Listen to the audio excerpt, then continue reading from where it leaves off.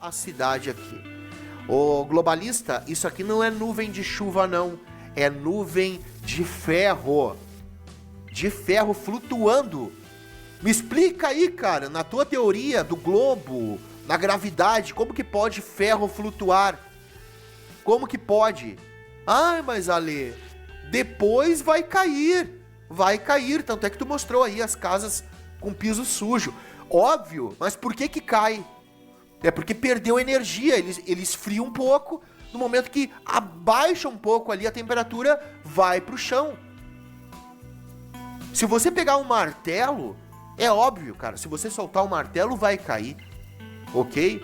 Mas agora, se você aplicar calor, energia, aumentando a temperatura do ferro, do martelo, ele vai, cara, se liquefazer e vai levantar partículas.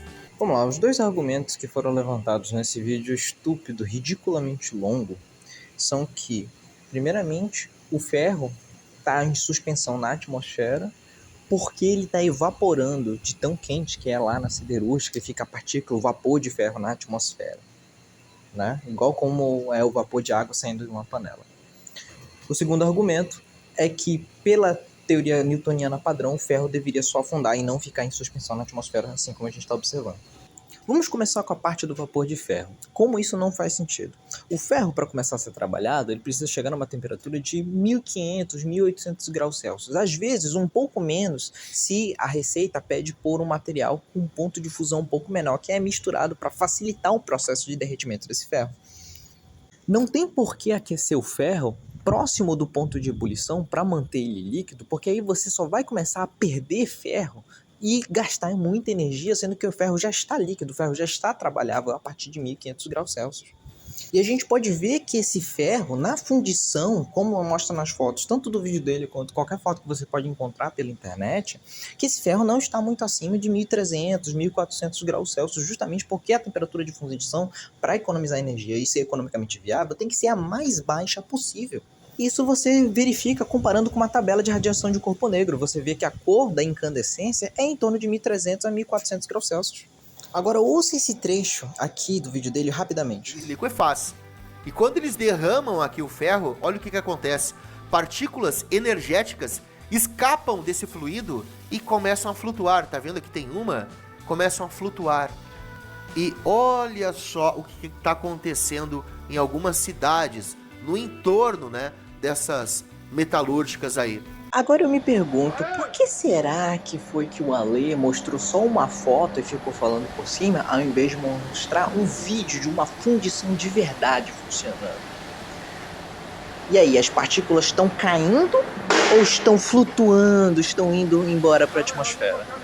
Escapam desse fluido e começam a flutuar. Tá vendo que tem uma? Começam a flutuar. E olha só o que está acontecendo em algum... Não só isso, se você acompanhar qualquer uma dessas gotas, desses respingos, você vê que eles esfriam muito rapidamente, eles vão muito rapidamente do branco para o laranja, para o vermelho e depois para de brilhar completamente quando cai no chão. Né? Ou seja, não está evaporando, ele, na verdade ele está esfriando muito rapidamente assim que ele entra em contato com o ar. Contato esse com o ar que nos leva ao nosso segundo ponto. E para a gente entender melhor, a gente precisa aprender o que é a lei do quadrado cubo. A lei do quadrado cubo é um conceito geométrico que tem esse nome porque quando você pega qualquer objeto e dobra ele de tamanho, a área cresce ao quadrado e o volume cresce ao cubo. Significa que se eu pegar um bloquinho de ferro e dobrar, multiplicar por 2 o tamanho dele, a gente vai ter 4 vezes a área e 8 vezes o volume. Portanto, um cubo com o dobro do tamanho do original não pesa o dobro. Um cubo com o dobro do tamanho do original pesa 8 vezes mais do que o cubo original. E essa lei do quadrado do cubo, ela influencia em um monte de coisa, de física e da indústria. Para o nosso caso em particular, a gente está ligando principalmente para a força de arrasto da partícula de ferro e o quão rápido essa partícula esfria. Então, se a gente imaginar que um cubo unitário de área unitária esfria num determinado período de tempo unitário e a gente dobra o volume desse cubo, então a gente vai ter que o novo cubo tem 8 vezes a massa de calor, mas ele só tem 4 vezes a área de superfície para irradiar esse calor. Então agora no novo cubo, a proporção de área para massa não é mais 1:1, mas de 1:2. Então o cubo ele vai demorar o dobro do tempo para irradiar aquela mesma energia que o cubo menor irradia num certo período de tempo. Isso significa que, no mundo real e geometricamente falando, as partículas muito pequenas elas vão esfriar muito mais rápido do que corpos grandes. É por isso que lá no nosso vídeo da fundição a gente vê as faíscas esfriando muito rapidamente em poucos segundos em contato com o ar, enquanto a massa bruta de ferro líquido continua líquida e muito quente. Então podemos dizer com certeza que no mundo real não tem essa quantidade enorme de vapor de ferro sendo emitido, porque o ferro líquido, o ferro quente que sai dali, esfria muito rapidamente e se torna sólido, uma partícula muito pequena de poeira.